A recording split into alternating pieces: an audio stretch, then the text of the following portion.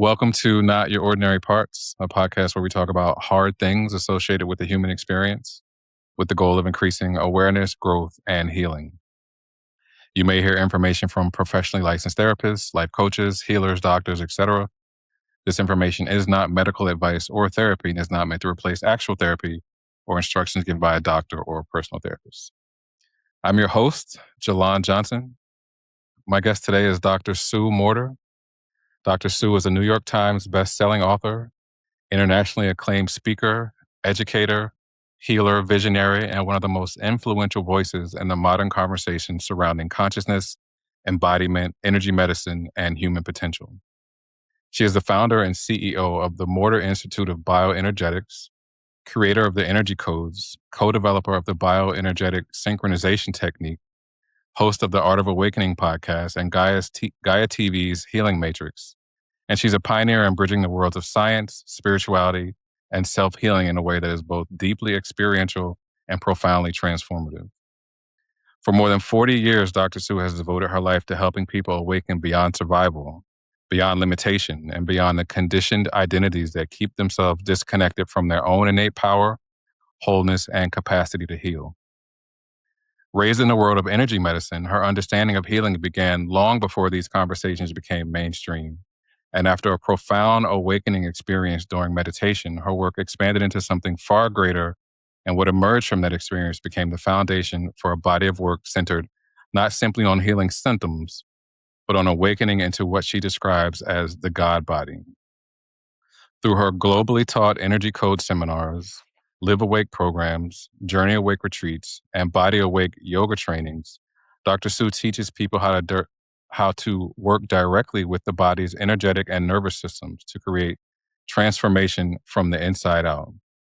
Her teachings draw from quantum science, neuroscience, bioenergetics, breathwork, ancient wisdom traditions, meditation, sacred geometry, and somatic embodiment practices, all woven together into a practical framework for transformation that has impacted millions of people around the world. Her work challenges the deeply rooted illusion of separation from self, from each other, from the body, from love, and from the divine, and instead invites people into a direct lived experience of connection, coherence, presence, and higher consciousness.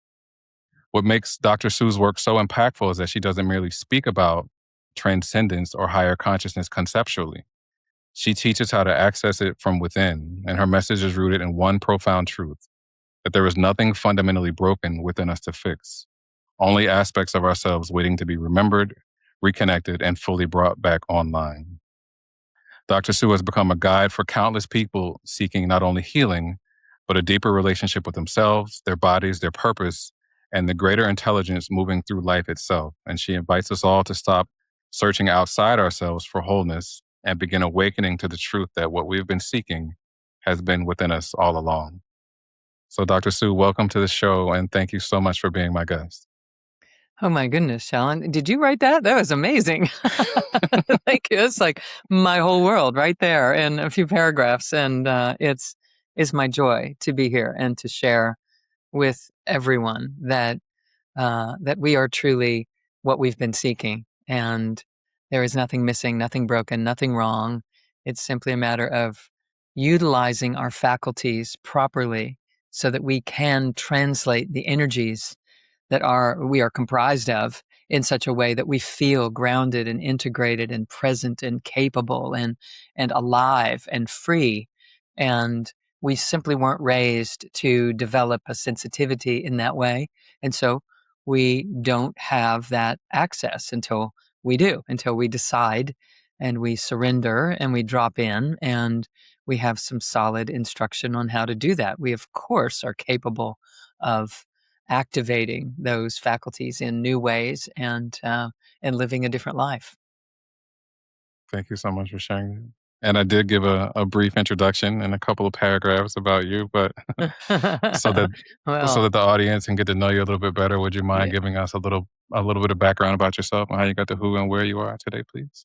Sure. I was raised in an environment. My father was a pioneer in energy medicine, meaning I was not given any medications when I was growing up. I was only exposed to the use of energy to heal the body and the recognition that energy blockages, which create symptoms, which are the ailments that people suffer from, whether they're mental or emotional or physical or chemical or what have you.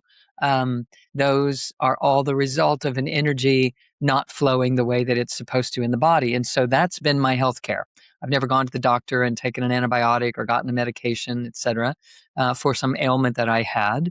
And I have had, regular things that happen to people in terms of, bronchitis and, getting colds and flus and all of that. But my point here is that the body has the ability to spring back from so many things that they don't give it a chance to, because we live in a world that is very externally oriented.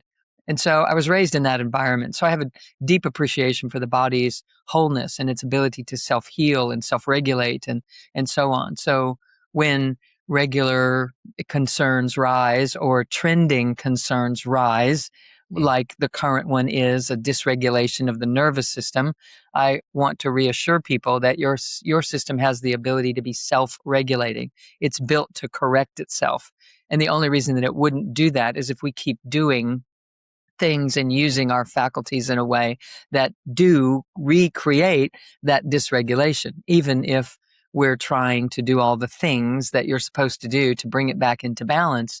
There's some deep spaces within us that if they are not tapped into, we really don't have the power to turn on this self-healing, self-regulating capacity. And so, what I was just sharing with you before we got on to this program, I can feel in your vibration that you have landed in a place where you do have access to that. And so it may come from a long line of, people suffering or, being confused or disoriented and then going on the journey and discovering a few things that allow us to land within ourselves. I had the same story happen in my life.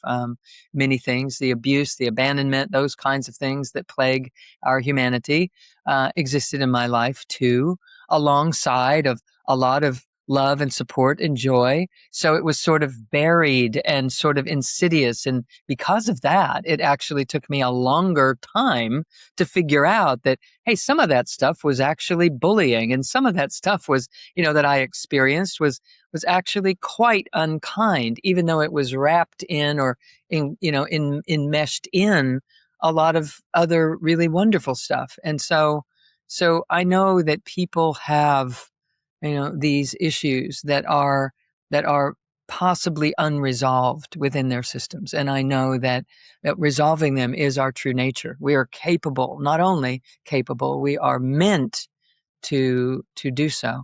So I was in the midst of that struggle, trying to figure all that out. I started getting migraine headaches. I was running a clinic, treating patients. I could help patients with their migraine headaches, but I was missing work because of my own. Became 2 or 3 days a week. And I finally recognized, there's something I am so missing here. I needed to start listening closer to what I was telling my patients, and they were getting better. And so I started implementing some of those things and myself, and I was drawn to meditation. And I instantly in meditation, because I knew that meditation helped headaches. It was, recorded and the studies were showing this. And so I went in to learn to meditate. And not only did I heal my migraines, I became directly connected to some very high exalted states of consciousness, like another realm, if you would. I was engulfed in a light so brilliantly bright. It was 10 times brighter than the brightest day in the desert that I had ever seen. And I could see in every direction, above, below, behind, in front, beside, at the same time. I knew that this was the truth of who I was. I was me, but I wasn't in a body. I was a ray of light, and I could sense the earth beneath me about the size of a marble. That's how exalted my position in consciousness was. And Every time I took a breath, this beautiful pink, iridescent, translucent horizon would rise. And as I would exhale, it would just rest again. And it was so loving and so present and so beautiful. There was nothing missing. There was nothing to become. There was only holy wholeness and a sense of complete satiation and gratification. And I don't even have the words for the rest of it, but it was complete. And I knew that was me. And when I dropped down out of that in the meditation and came back into the room that I was sitting in, I knew that, I didn't know what to think. I couldn't think, but I did know that my life was changed forever because I knew that that was the truth of who I was and that we all are. And I knew that as long as I could allow that light to pour through my system and out into my life, that I would be really fulfilling my purpose, our purpose here on the planet. And so that became my life focus. It became what I was interested in. I turned my life into a living laboratory, and everything had to now go through this filter of recognizing that these trials and tribulations and things that I've been caught up in and suffering from and trying to work through, they were practice ground. They were props for me to polish myself and my skill, my ability to bring love and light into this world, no matter what, because it's the truth. It's the truth of who we all are. And as I started living in that way, I started to see all those obstacles completely differently. I saw them not as obstacles. I saw them as support and refinement and guidance to pull me together and to acclimate me to being able to dissolve the circumstances right in front of me, instead of being buckled over or overwhelmed by them. I was to consume them, not have them consume me. And so the whole thing flipped over. And in those years, it was 26 years ago that happened. And in the years following, I've been able to codify the things that I did that allowed me to anchor that in my body, to transform and to heal. I healed the scoliosis along with the migraine headaches. And when I've had injuries, they heal in a lot of non-traditional ways, broken bones and, circumstances, strains and sprains that heal in a curious way, in a curious amount of time, because there's a replenishing and rejuvenating flow of energy going through my system.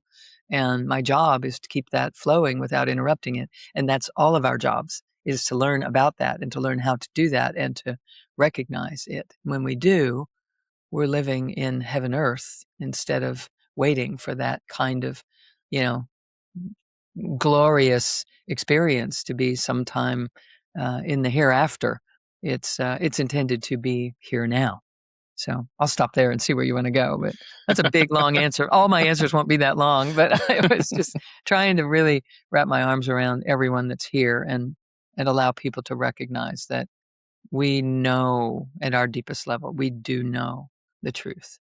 And it's just a matter of, letting it be true. Sure. Thank you for that. It was a beautiful long answer, so you don't have to apologize for that. Okay.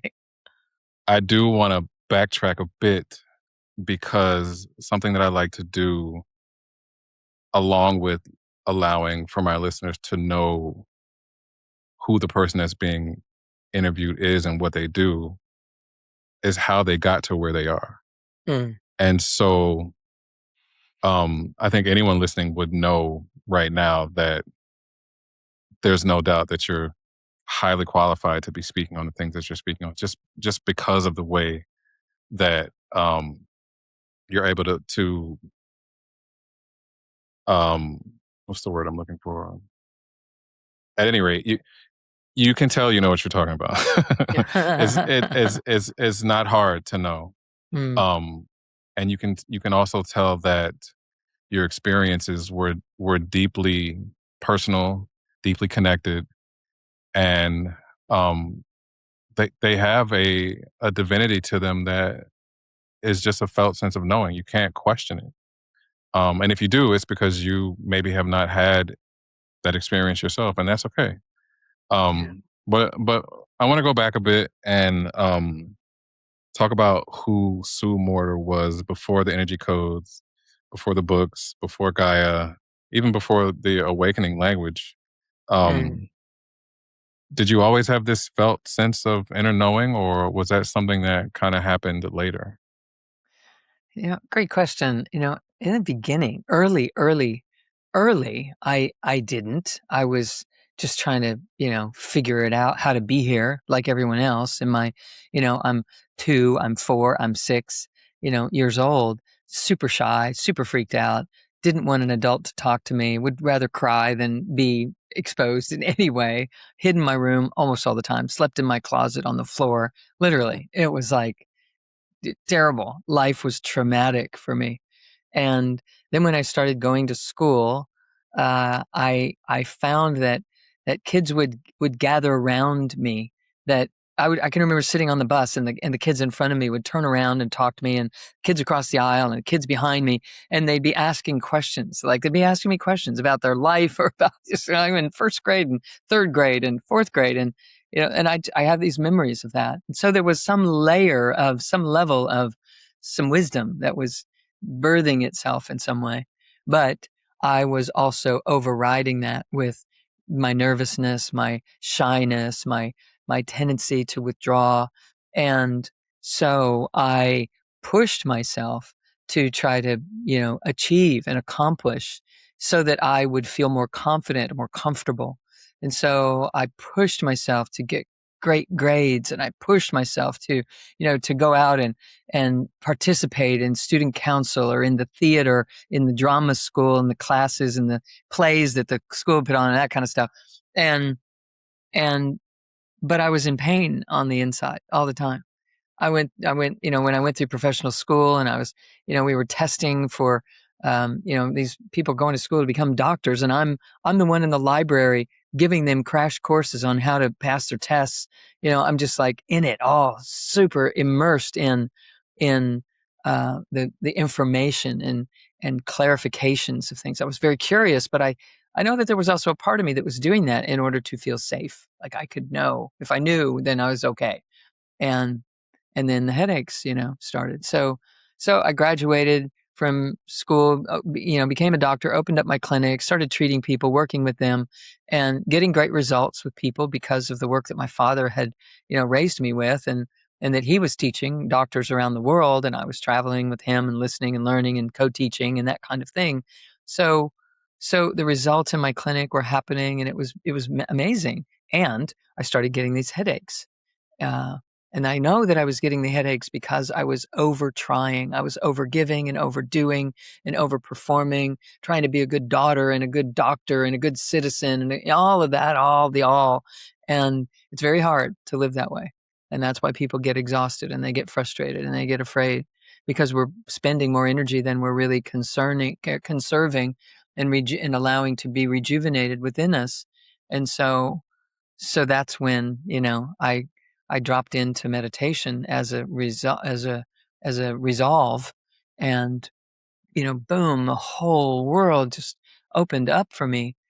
And I remember sharing some of those experiences with fellow meditators. I was in a room with 300 meditators, and most of which had been meditating for 20 or 30 years. And I'm this, like, novice, and I'm having these experiences and sharing. And many of them were like, I don't have any experiences like that. I've been doing this for a long, long time. So I became very humble in what was happening. I realized that it was kind of rare in terms of having this direct access open up with almost no effort. All I did was sit down, slow down, and start loving myself, and just trying to wrap my mind around, well, what's it like when you actually start honoring who you are, instead of just over trying and overdoing and overgiving and taking care and making sure. And boom, things opened up. Now, my life didn't change until I learned how to get in my body with this exalted state that I awakened to, which is why I teach embodiment. I don't teach about enlightenment, because I realize we are the light, and we are coming into a body to bring that light here into this third dimension, into this earthly experience. And so we have it backwards when people are trying to discover.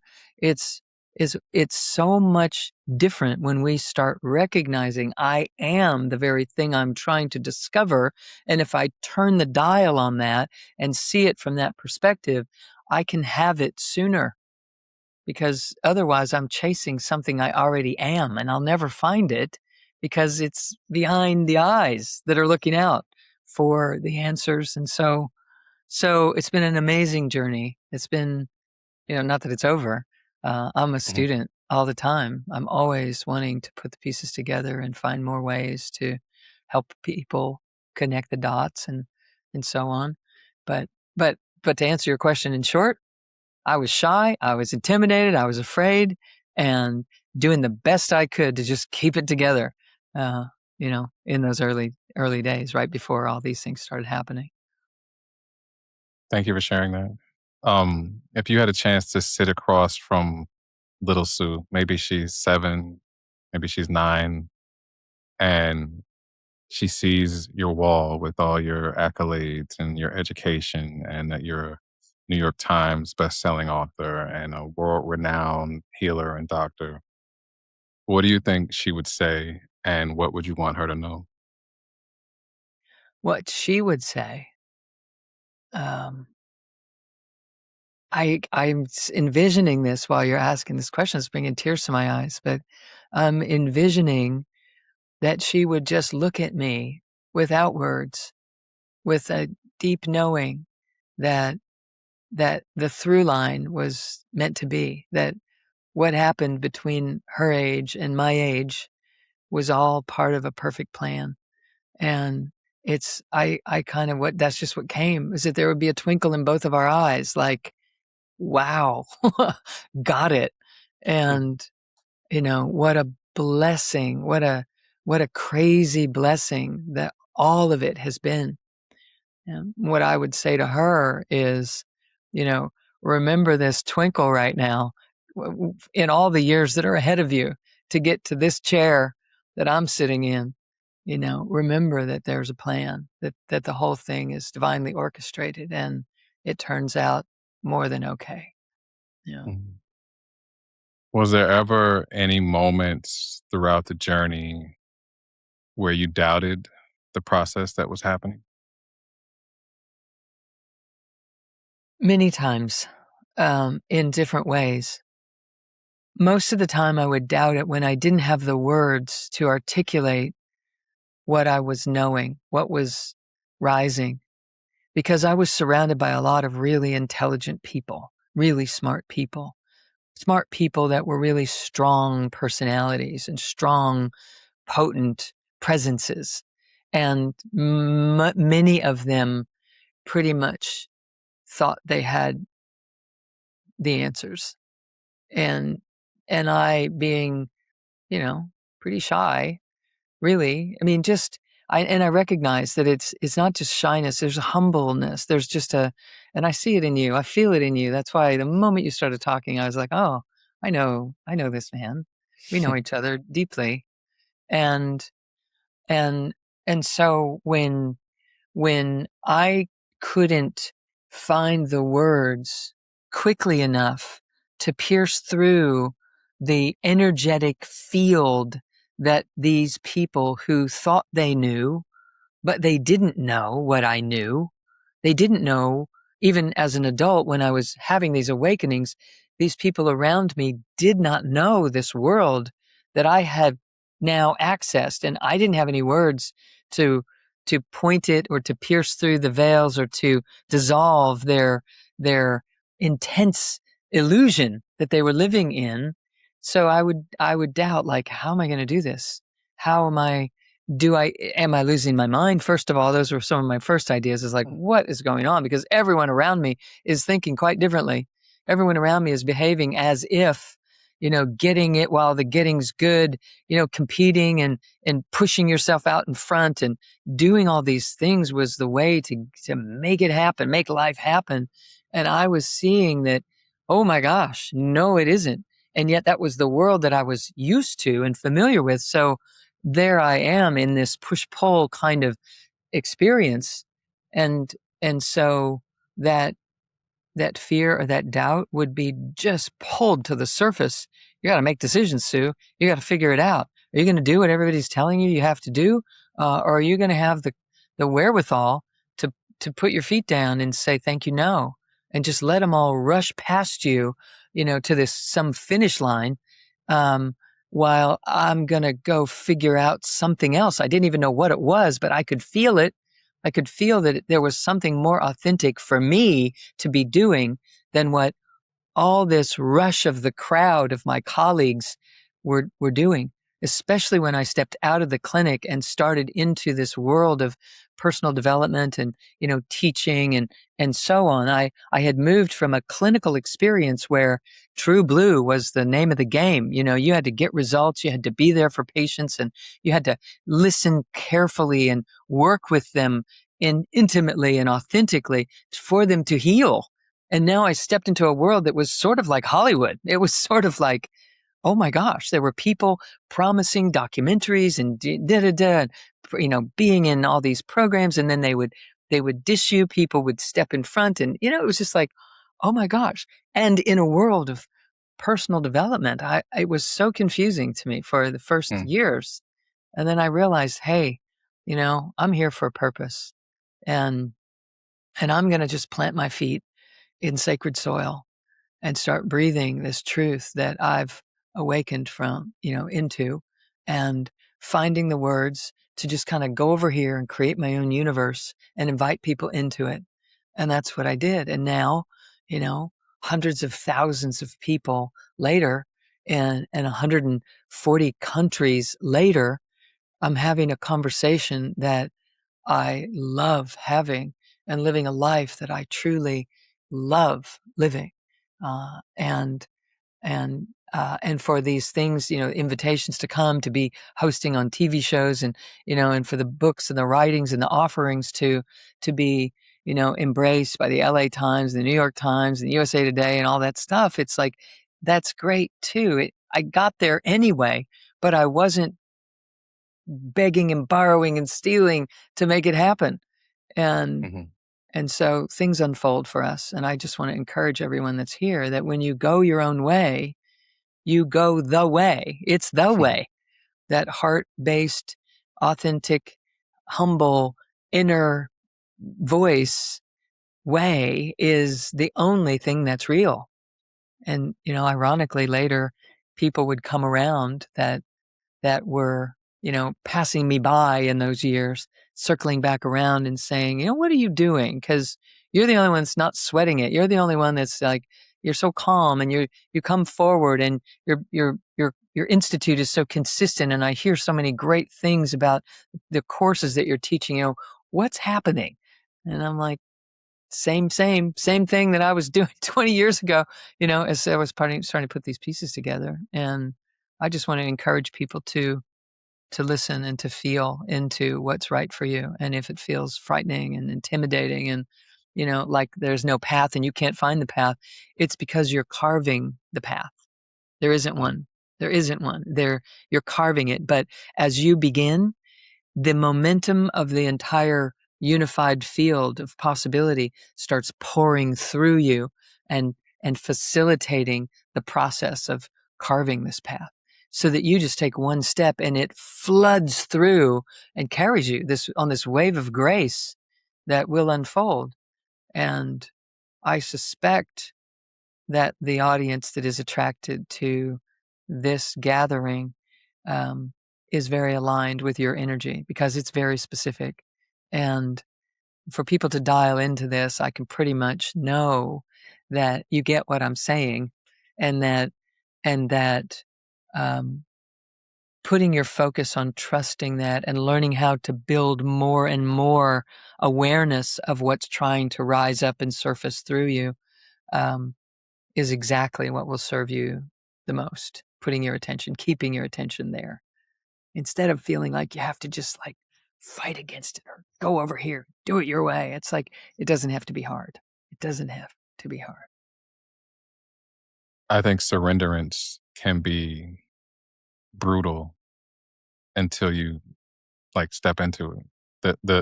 The fear of surrendering is what keeps people from surrendering. And then once you do, like you said, the path is, you're carving a new path, but with every step that you take, you illuminate the path that is now yours. Absolutely. The hard part is just getting to the easy part. That's all. The hard part. Exactly.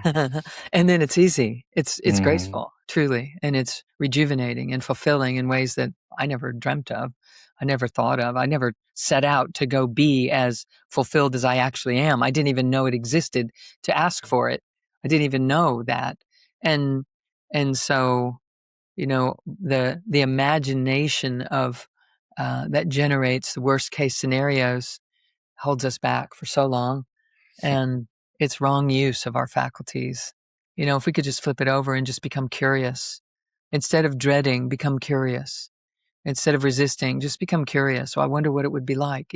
One time I was, when this first was happening with me and before the big openings started, I was aware that meditation, I started meditating and some of these things started happening, but it wasn't the big things that I described earlier. And I was on the phone with a gentleman who was sort of coaching newbies in this new world of meditation and so on. And he asked me a simple question. He said, you know, uh, if you could be living any way that you wanted to be living, doing anything you wanted to be doing, uh, and it would just be okay for that to happen, what would it be? And tears just ran down my face. I didn't have any idea how to answer that question because I was so busy being a good soldier, being a good student, being a good doctor, being a good daughter, being a good sister, being a good partner, all those things. And, um, I'm just crying. I just said, I don't know. I don't know. And it was hard for me to even say I don't know because I was so used to knowing, had to have all the answers. And he said something magical to me. He said, well, what would you say if you did know? Mhm. And I was like, oh, well, if I did know, I would be teaching meditation and self-healing retreats at beautiful beachfront destinations. And then I sort of laughed. And he said, write that down. And I said, yeah, right. Because I had a clinic, I had other doctors working for me, I had a staff, I had patients who depended on me. There was no way that was going to happen. It wasn't, there was no way, no way. And he said, no, seriously, write that down. So I opened my desk drawer and I pulled out this notebook and empty page and I wrote it down. And, uh, and, and we finished our conversation and hung up the phone and I closed the notebook and stuck it back in the drawer and went back to treating patients because I was talking to him on my lunch hour. And a few years later, a couple of years later, I was moving my clinic to a new location and I was cleaning up my desk and I saw this notebook. I pulled it out and it opened to that page and I read what I had written and I sat down in the chair like, because I was leaving 2 days later for a beautiful beachfront destination teaching a meditation and self-healing, natural healing retreat in Cancun, Mexico. It had started in motion because I let myself just make it up, just dream, just pretend sort of thing, and put it down on paper and then go about my business. And somehow it seeded a dream in me and it started directing what we know quantum science, tells us starts happening is the patterns take your impression and they take them seriously and things start flowing in that direction when you are deeply sincere and in your body and caring deeply and taking action toward those things that do feel of that inspired nature. So that's what I had been doing. I had forgotten about writing it down until I saw it here 2 years later, but it all connected in my mind in terms of course, of course that's about to happen. Of course. And all I was doing was allowing myself to step outside of what my thinking, analytical, trained, educated, responsible mind and step into for just a moment this dreaming, innovative, curious mind focused on possibility. And that shift is bringing us closer to the deep core truth of who we are because we're made of that inspired innovation. We're made of the potentiality that can go in any direction that we allow it to go if we align ourselves to harness it and to allow it to start expressing up and out through us. And it all started to fall into place. And so when I went to Cancun and I was teaching that, I told that story, and I shared with people how important it is for us to become curious and to become adventurous and to just really invent whatever it is that we would love to be living, even if we don't think it's possible, but to just say it or to claim it or to allow for it, and to dream. And there's a lot more to it. We have to build the circuitry for the nervous system to be able to sense and perceive and be consistent with those kinds of things. And we have to build an electromagnetic energy flow that's there, but we have to build our awareness of it to allow for all of this to actually unfold. And it requires a lot more listening than driving and thinking and deciding and doing. It requires perceiving and allowing. And that's what, when you speak about surrender, that's what we're surrendering to.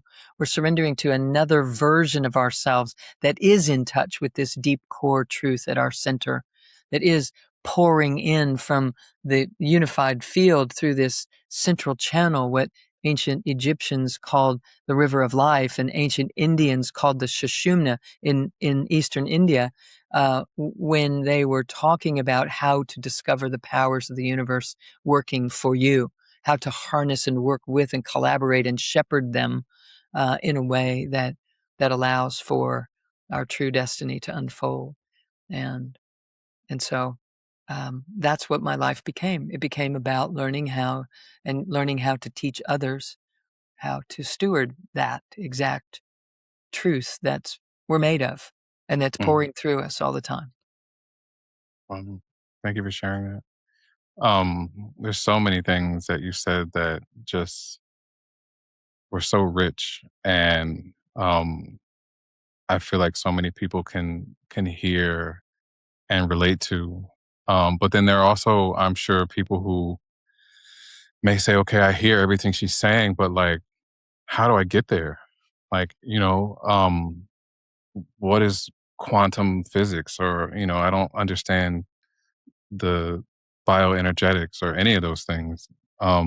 Because they may have been in survival mode for as long as they can remember. So I want to ask, what happens to the body, the nervous system, and energy field when someone lives in chronic stress, fear, or trauma, or survival mode? So the first thing that happens is our energy field gets distorted. We start to put a wobble in it, a ripple in it. And by being afraid, by focusing our attention on I can't, or what if I can't, by focusing our minds in that way, it emits a different vibration from us. And it puts a ripple in this field of energy that surrounds the body, that actually built the body, and that repairs the body and is holding the space for this body. And that field is bioenergetic. It just means the body's energies. That's all it means. Bioenergetics is just the study of the energy that builds the body, that sustains the body, that heals the body, etc. And in the world of science, that's how it's described. In the world of spirituality, it would say that spirit is holding the space for this physical body, and that when the spirit leaves the body, we die, and the spirit goes back into this, this bigger field of energies. But it's really all the same conversation. Everyone's talking about the same thing, but because we use different words, we think that it's two different realities, and that they don't have anything to do with each other, when in reality they have everything to do with each other. And so what happens when we pay more attention to what if I can't? What if I'm not?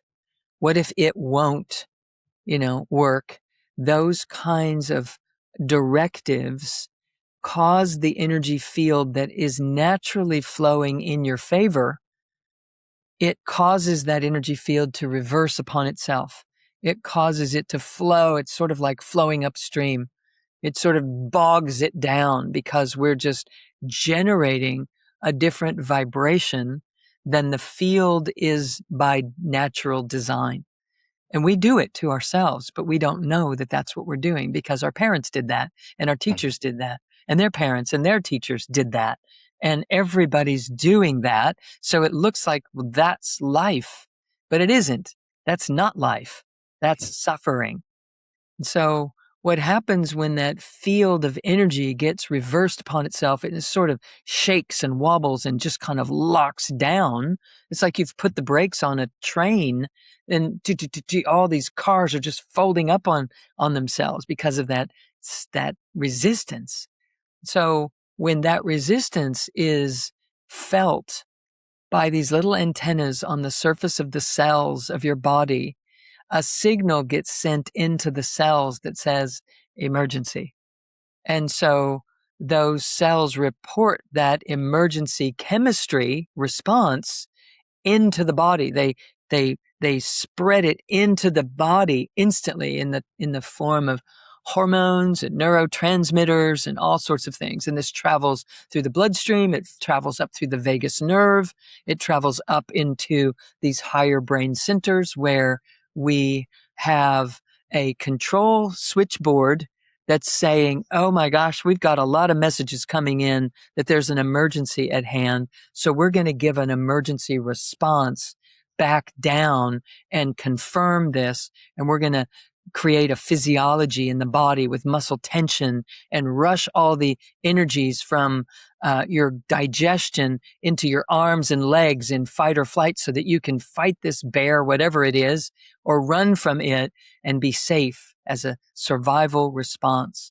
And so when that's happening, we're dysregulating the nervous system. That's how the whole chain reaction happens. If people happen to be aware of the words being used in the world of natural health care right now, it's just this huge, conversation that everyone's having. I've been having that conversation for 50 years because I grew up with that conversation with my father, right? And he was on to that, recognizing that the number one reason that we get dysregulated is unresolved emotion.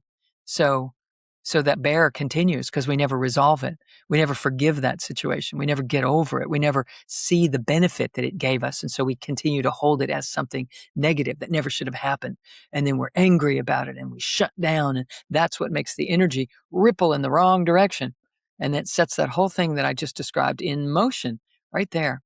So we then exhaust because we're being thrown into fight or flight. The adrenal gland is pumping adrenaline into the system. Cortisol is, resulting. There are all sorts of breakdown chemicals that happen when we are running from the bear for 15 years. We're not built to do that. So the system exhausts and fatigues. The thyroid kicks in trying to help the adrenal glands. It's not built to do that either. So now our hormonal system is out of whack. And the next thing you know, we're not metabolizing anything properly. And we're getting burned out. We're exhausted. We're gaining weight. We can't exercise. We don't have inspiration. And and there we are. All because we started doubting.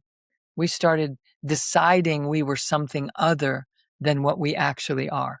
We started at a very young age, before we could even call it a decision, we were drawn into a perception of self that isn't true, that has to fit in and survive and be loved from the outer world, because we're not in touch with all of those answers in our inner world. So we think it must be out there. So we disperse and we put our attention on and disempower and give our power away. So now we're too weak to turn the situation around. And the whole thing that I described happens as a byproduct of that. So we begin. Where to begin? At the beginning. You begin by coming back onto yourself. There's an ancient Indian Sanskrit term that's called pratyahara, and it just means withdraw your senses. Get out of the movie and come back home. Realize you're sitting in a movie theater.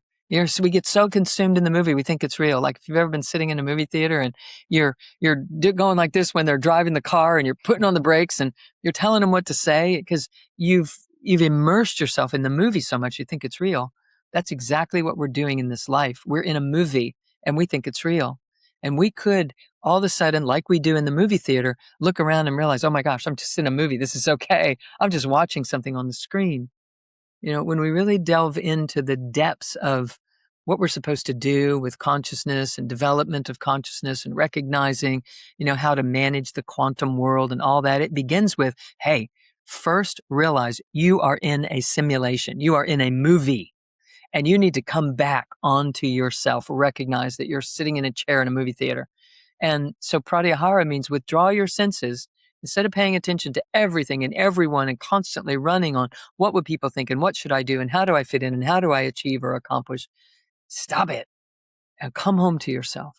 And I teach people about ways to anchor themselves in the core of the body so that they stay here and breathe enough and breathe up and down a central channel in the body that allows for an entirely new orientation to birth, to begin. And it's what was supposed to birth when we came out, out of the womb and popped into this world. We were supposed to be doing that right away. But we popped into a world where everybody was already freaked out in the movie. And so that's how we developed our faculties to do the same. So surrendering is saying, I'm not doing that. And it's scary until it's not. And so what I do is try to teach people and show them. So when you start contracting certain deep core muscles, your sensory nervous system starts to feel you in your deep core more than it could a minute ago. And when it does, it starts calming down because you have a sense of self. You have a feeling of well-being. You have a sense of certainty that your circumstances didn't change. You just changed the seat that you were sitting in. You came home more deeply in the physical body. So a lot of what I do is teach people how to work with their mind and their body together. And it brings all these little energy packets, these little focal points of energy that are the quantum field, little packets of energy called photons. They're these subatomic particles that are what our whole reality is made of. And they're arranged in different patterns that makes us look like people and trees and cars and animals. But those are just different patterns in this one field of energy that is here. That's really what's happening. We're gathering ourselves into form. And so if we keep going and gather ourselves in this form into the core of the form, we sit down in the driver's seat and we start to feel and perceive a gathering of these energies and a flow, literally a flow of energy through our own body that starts to melt muscle tension and open up contracted, solar plexus and heal issues that are the result of not living in our bodies, but living dispersed and out in the outer world, constantly referencing, how do I fit in? What should I do? What do you think of me? Is this going to work? Are you okay? Is this going to happen the way it needs to? And being in control of everything.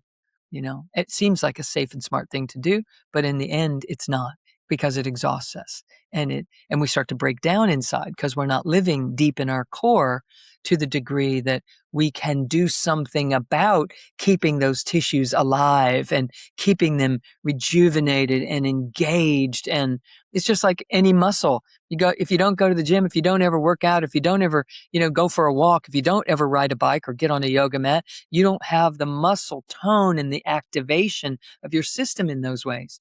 And when you do, you do. So this is sort of, the gymnastics of how to actually use your mind and your body and your breath in a way that anchors your consciousness in the core of your physical body, where you can start to actually manage it. It's sort of like people are trying to drive their car from sitting on the roof, sitting on the hood of the car. They're trying to drive the car. It's kind of hard to do. You can't reach the gas pedal. You can't steer very easily. It's hard. But if you actually just get up off the hood of the car and climb in and sit down in the driver's seat, it's a whole different ballgame.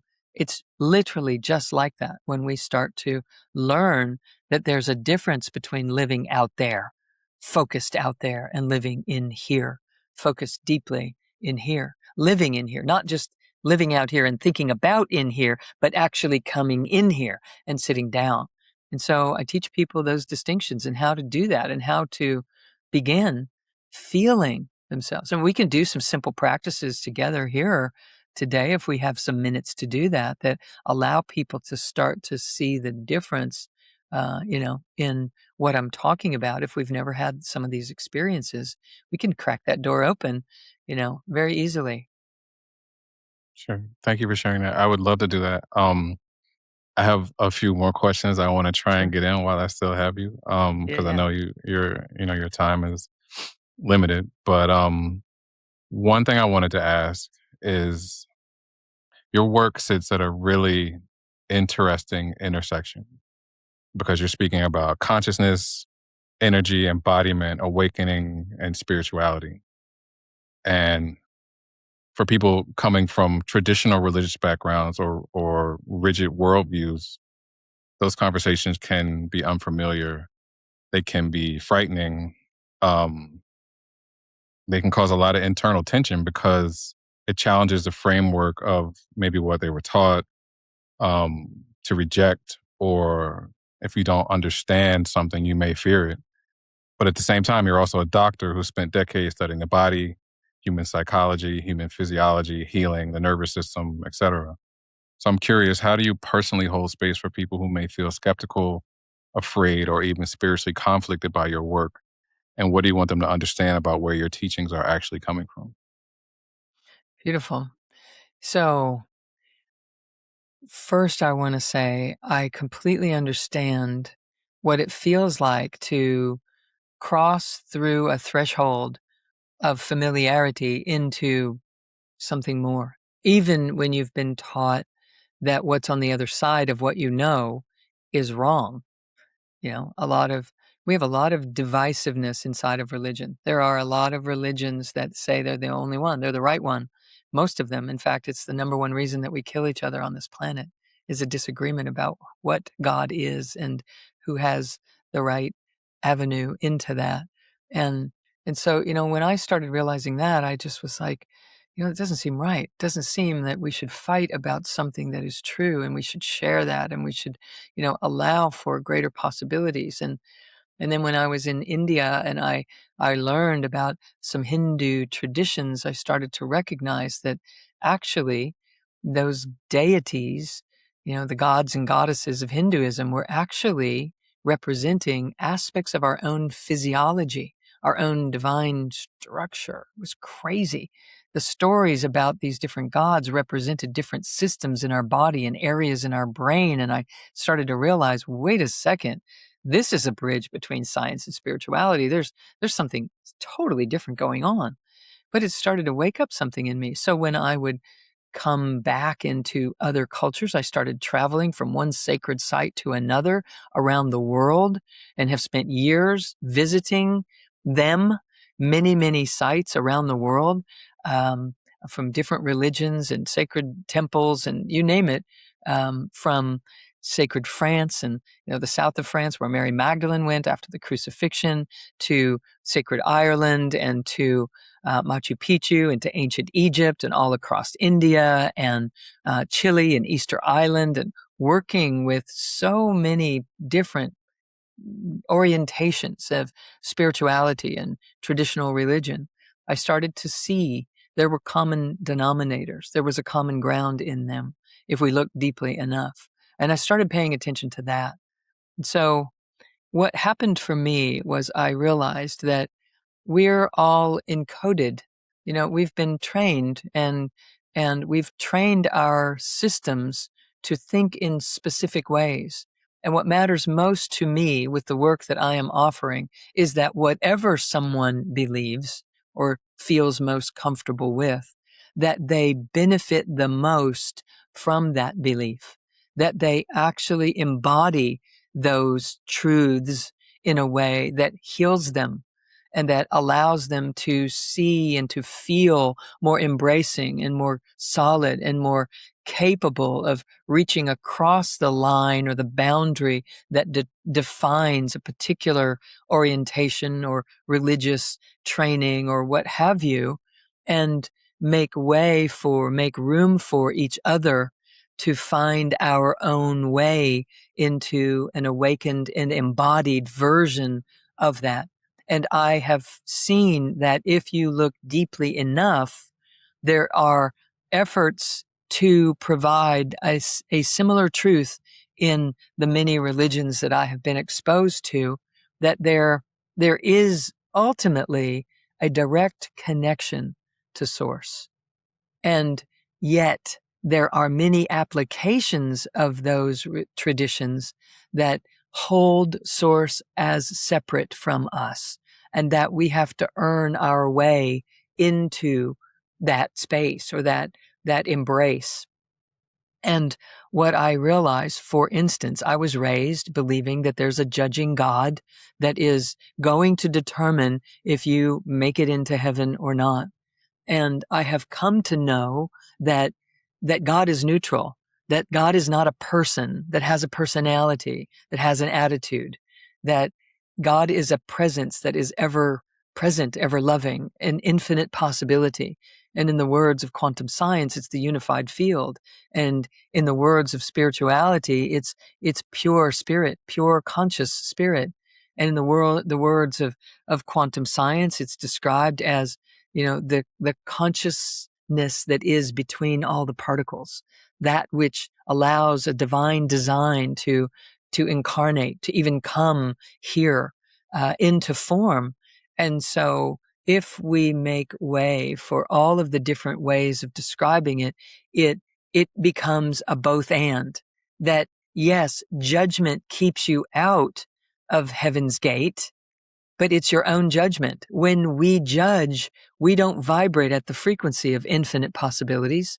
We're carving away many possibilities when we judge them as wrong, when we judge something as, not okay, and we don't give another person their opportunity to find that winding path that opens up their truth and their recognition of their direct connection to source, their relationship with source. Now, I think of it as more than a relationship, because the word relationship infers that there are two beings or two entities that have a relationship with each other. And in reality, I think it's all one thing. I think it is source that brings us here, that we are an impression of that, a compression and an expression of the divine. So, but that's for each person to have their own, take on that, their own embrace of whatever works for them. And so the work that I teach is non-denominational. The work that I teach, when someone actually gets into a program with me, I'm not trying to convince them of anything. I just want them to get the most out of what works for them, so that they can embody that fully and to become more and more closely resonant with the source or the divine or the God that they are holding as the supreme ultimate expression of life force itself, that they're becoming more and more like that and leaving their separate self behind every single day a little bit more, disassembling that false version of self, if that false version of self is inadequate in some way, or insufficient in some way, or wrong, or a sinner, or whatever the case may be.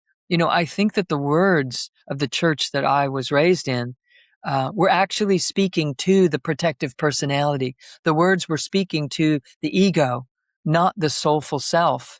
And if you listen to the things that were said as if, because they say you're not whole and you're not complete and you'll never be complete until you know God, and that's a conversation to have with the ego, with the protective personality or the performing personality. But it isn't really speaking straight to the truth of you, because the truth of you is wholly whole. The truth of you, the depths of you, the real self is, those words don't apply to them. But nobody, there's not a little warning sign. There wasn't a warning sign on the door of my church that said, be aware that all the words that are about to be said are speaking to you, and they're blending the worlds, and you have to discern which parts of what's being said are speaking to your ego, false self, and what parts are reminding you of the glory of the truth of you that resides underneath those parts. So what to say? What would I love them to know? I want everyone to have their own way and to know it, that it's so intended that they don't have to fight for it, that they don't have to be defensive, that it just is. And if it makes sense and it all adds up for you and it feels good and empowering and bringing you to a higher and higher version of yourself all the time, then it's right for you.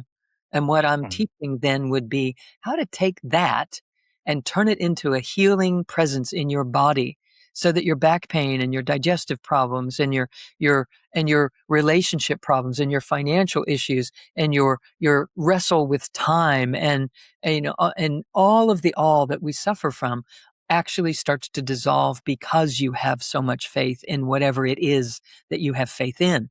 I want that good intention to matter and to become embodied and enlivened in your lives. And so that's where I'm coming from. It's not about imposing one belief system over another. It becomes a non-issue, and we just focus on, hey, whatever that is for you, as long as it passes this criteria, and that you feel empowered by it and good and true and whole and connected. Now let's take that and learn how to build the neurocircuitry, learn how to train your brain, and learn how to run the energies through your body in such a way that you can allow that to constantly be fed and to infuse itself right into the patterns and the distortions that have been created somehow along the way, and the dots weren't connected, or you wouldn't have those sleepless nights or that anxiety or the depression or the unrelenting headaches or the chest pain or whatever the symptoms might be. So hopefully that's an answer. That was a big and beautiful question. So hopefully I spoke to it. You did. And I loved everything that you said. Okay, last question for you. If you could use your platform to educate anyone who might be struggling with their mental or emotional health and might be uncertain or of how or where to start, what would you say? I would say everything that I've just said. And I would say that bringing your attention, your mind's attention, when you are overwhelmed, when you are depressed or overly anxious, or you are just running scared, or you don't know who you are, you don't know what to do next. I want you to know that there are some perfect explanations for that. That if I had the time right here and now, I would take you into them. But when you're in that lost sensation, for instance, of not knowing who you are or what to do next, you're actually in the most creative state that you could possibly be in. You just don't know what to make of it yet. It doesn't have a name or a face or an identity because you've never been there yet. But if you knew that you were actually in creative soup at that time, and there are ways for you to come to know that, and that's what I teach people, then you would be celebrating that because you're about to invent a new version of yourself. But that you're not celebrating it makes it last a long time, makes it take too long, and we get really freaked out, which causes anxiety. And so if we're in the anxiety and nervousness phases of that, I would still say, now bring your attention, bring your mind's attention onto your body, somewhere in your body, and ask, where in my body could I start breathing more fully that would calm me down? And it may, when you ask that question, your attention might go to your throat, it might go to your heart, it might go to your gut, it might go to your solar plexus. But if you'll go wherever your attention goes right there, if you'll go and sit there and breathe with love, you will stabilize your mind. Because what's happening when you're anxious is your mind is running in an untethered way. It's running off on its own. It's starting to write stories and spin, and you need to bring it back onto the body to stabilize it, to get it to slow down, because the body is alpha frequency and the mind can get up into beta and gamma and paranoia and da da da da da da da, and we have to tether it to something. So we usually tether it to a story, which is dangerous because the story is now conditional. And as long as the people and the players in the story go the way that you want them to go, you feel safe. So if you'll bypass the tendency to want to write a story and anchor your mind on your body doesn't lie. Your body's never going away. It's not going to fail you if you stay home for it. It's always going to replenish and stabilize the mind. So it brings it into alpha frequency where our minds start thinking more creatively. And we start pausing in between the thoughts, and there's a breath that is available to us now. And then the truth starts to rise. your deep, nourishing, loving, wise truth can now rise up and pass through the brain in your heart into the brain in your head, and you'll have different kinds of thoughts if you let it. So you have to bring your mind onto your body and ask, where should I be breathing in this body to stabilize myself in this situation? This is sort of a triage thing. And so there you sit there and breathe with all of your loving intention. Just breathe and you will stabilize. You will feel like a different person. Within seconds, it will happen. The more you do this, it's instantaneous. The moment that you remember, oh, I was in the movie. I was caught up in the movie. Oh, let me get in here. So if that persists without us tending to the anxiety that's now being produced, we become depressed. We become apathetic. We become frustrated. We become frustrated and then apathetic and then depressed because we're exhausting ourselves. Now we don't have the energy and the wherewithal to feel confident and inspired and engaging. We don't have enough energy to exercise or to change things. And so the place to start is to ask, where in my body could I start paying more attention to allow my mind to stabilize and at the same time to start to carve a pathway for this energy that is trying to pour in from overhead through this body into the earth and rise up through the body and cycle around and around. This is the bioenergetic pattern that is a giant washing machine. And it's always giving us another chance to have a do-over, to begin again. It's always offering up a healing presence. It's always allowing your wisdom to rise to your awareness and to be spread out into your world, etc. It's a fountain of youth. Literally, it's what heals us and allows us to engage differently in life. And so we start there. We ask, where in the body could I build the circuitry to carve a pathway for this energy to flow? Because it's not flowing. Because of the way I'm feeling, I know it's not flowing. Now, I might have started it 25 years ago and didn't even know I was doing it, but I can unstart it by beginning again. I can just start over. So I bring my attention into the core of my body and I allow the body to support the mind, because the mind and the body together are more than the mind could ever be on its own. And then when we start learning how to do that, and it's how to do that, I wrote about it in both of my books. I teach it in all my courses. It's easy to find out how to. It's called circuit building. Building the circuits, take it to the body is the name of the practices that you'll find in those places. And it allows you to use the body and the mind on the body, to carve pathways so that our physiology can change and we can be breathing and living in our bodies in a way that stabilizes our mind and lifts us from depression and suppression and engages us back into curiosity and creativity and enlivens parts of us that have gotten left behind because we were caught up in the what if I can't? What if they don't? What if it won't? What if it doesn't? Guarded and protected as we have been living. So another long answer, but hopefully it's helpful. Of course, it's helpful. Thank you so much for that. Thank you so much for this, Dr. Sue. It's been an incredible conversation.